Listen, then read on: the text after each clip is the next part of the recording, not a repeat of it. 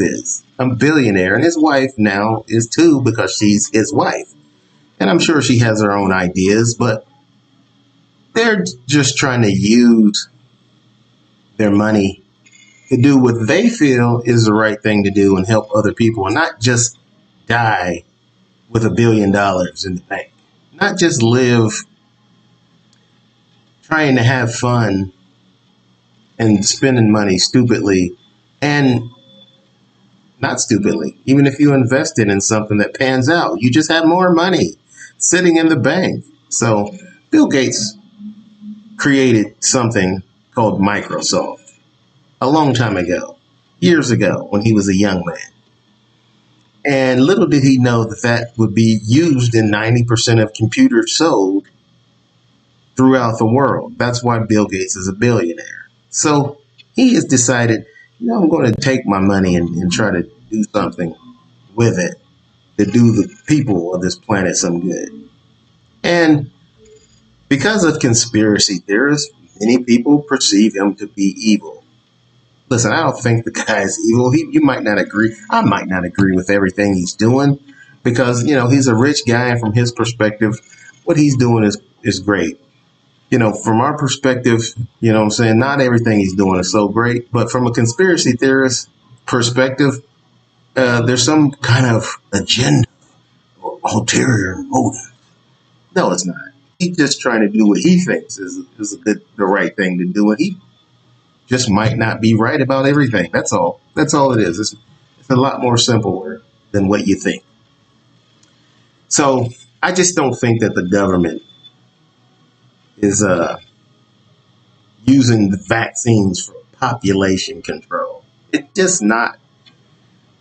They would be able to control the population more efficiently and a lot easier through different means than the vaccine. It's time to go to a break. I'll be right back right after this. And now without further ado, and we've all been waiting for Tea Jam Tea. Welcome back to the show. All right, we're talking about population control, and I didn't get to finish my thought before we had to go to break. So let me finish this up. I don't think Bill Gates is in cahoots with the government to control the population through killing people with vaccines. I think the vaccines may kill a few people. That's unfortunate, but nothing's perfect. Okay, the vaccine will not be foolproof. Nothing else has been in this world, but all of a sudden people expect the vaccines have to be 100% in curing everybody, or else it's a ploy by the government to kill everyone. That is nonsensical. It's just not true. Okay, the vaccines may kill a few people. That's unfortunate. Okay, I'm not saying it's okay, but what I'm saying is these doctors and scientists are not perfect, and they cannot just create something that works 100% just because they want to, or just because you want them to, or just because it would be the only way. You would not form some type of conspiracy theory about it. Okay? COVID is going to kill a lot more people than the vaccine. And that's 100 times more people. Which would you rather have? COVID killing people at a higher rate, 100 times more than the vaccine, or the vaccine killing, I don't know what the percentage is, but it's a minuscule amount of people. And we don't even have proof that the vaccine has killed anyone yet. And I'm sure when they do have numbers, 99.99% of people who have taken the vaccine will be totally fine. And that's the bottom line. If you don't want to take the vaccine, you don't have to.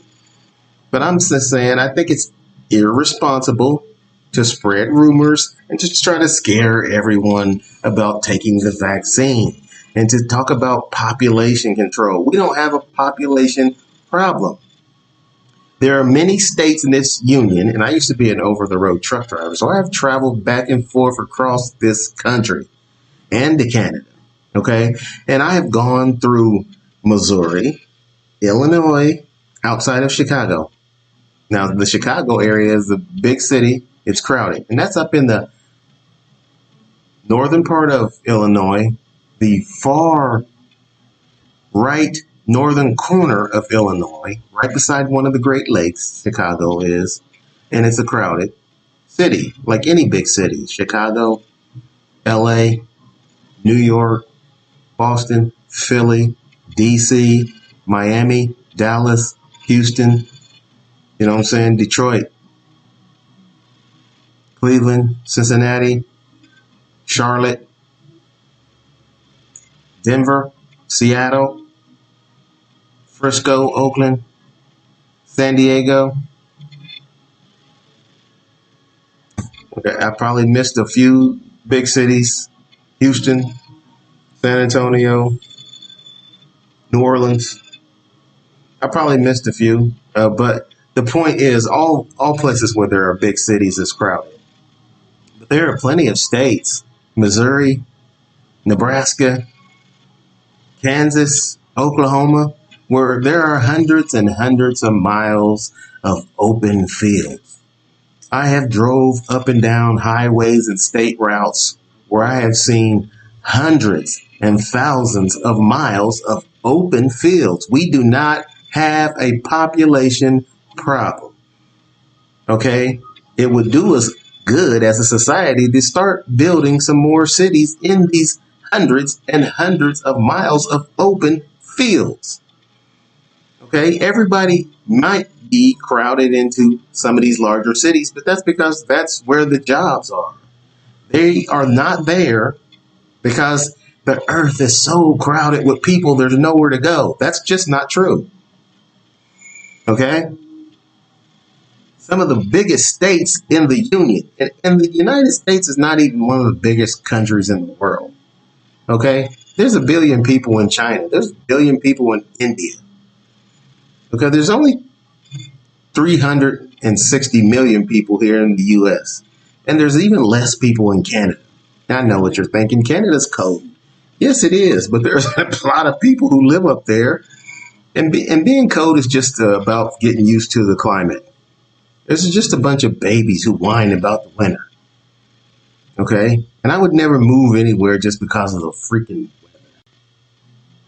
You know, I traveled, like I said, when I was an over-the-road truck driver, I traveled this country. And I went to Arizona, and it was very hot, especially in the summertime. And there was one particular time I went to the young lady's house, and it was 96 degrees, and she didn't even have her AC on. She had central air, and she didn't even have it on, and it was 96 degrees. I was in her apartment sweating, and I was like, do you not have AC? And she was like, yeah, sure, we got central air. I was like, turn the AC on, please. And she was like, what? You're hot? I'm like, of course I'm hot. I'm sitting here sweating. I'm getting smaller. I'm shrinking. By the second, I was irritated that she did not have the AC on her own accord. She said, well, it gets up to 117 out here. And she giggled. And I was like, I don't give a damn what degree it gets up to. Right now it's 96. Turn the AC on. And she turned it on. But the point is, she was just used to the heat, and I wasn't, because I'm from Ohio, okay?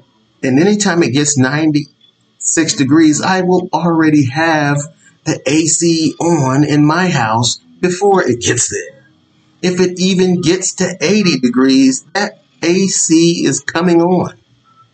It might not even get to 75 before I turn the AC on. So, people who whine about the climate are just babies, in my opinion. Get you some nice warm boots and some gloves, some thermals, and move to wherever you need to move to. Okay? Stop whining about the weather. All right? I'm not used to the heat, and I would never move anywhere. I don't care how about the beach and all that.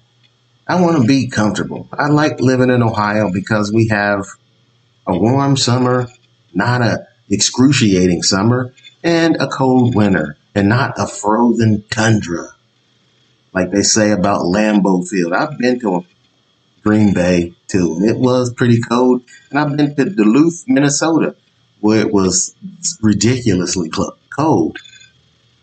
But I'll take the happy medium of Ohio, where it's warm in the summer and cold in the winter, and I'll go about my business.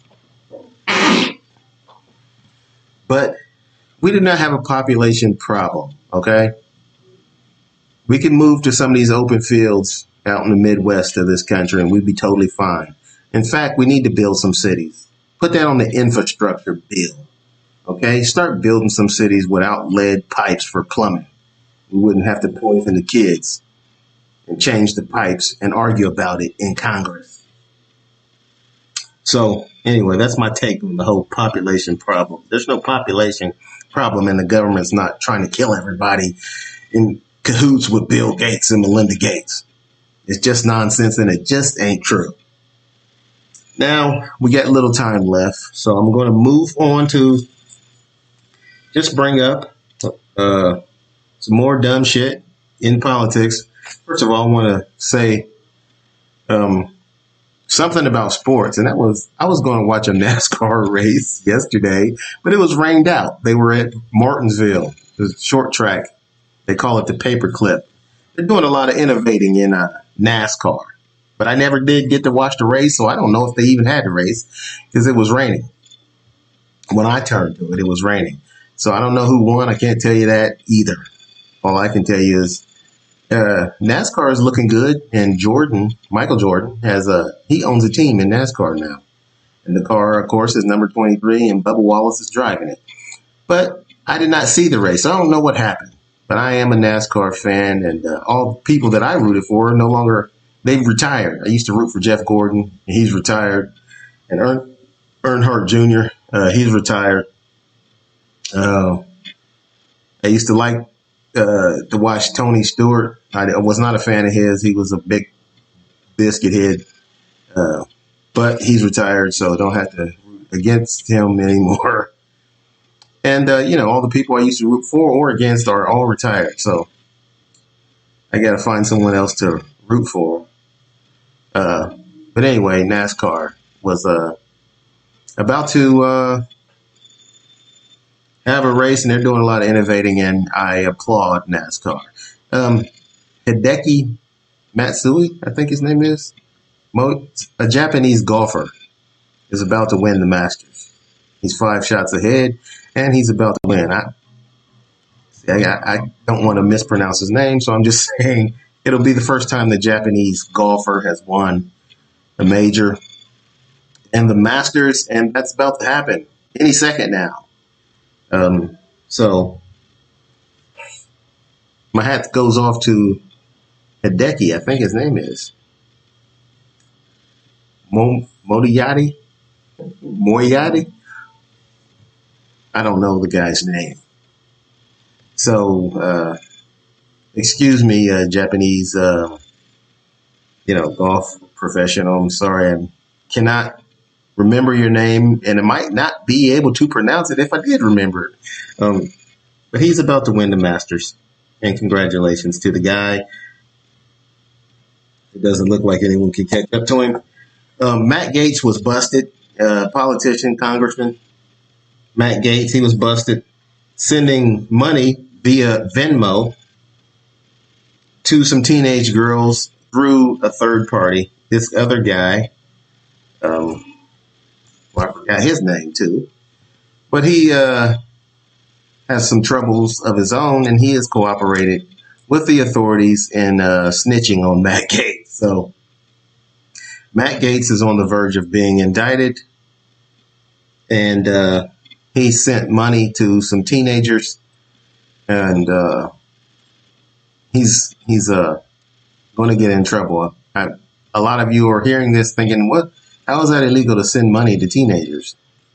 He sent money to them for sex and so they can travel uh, around and get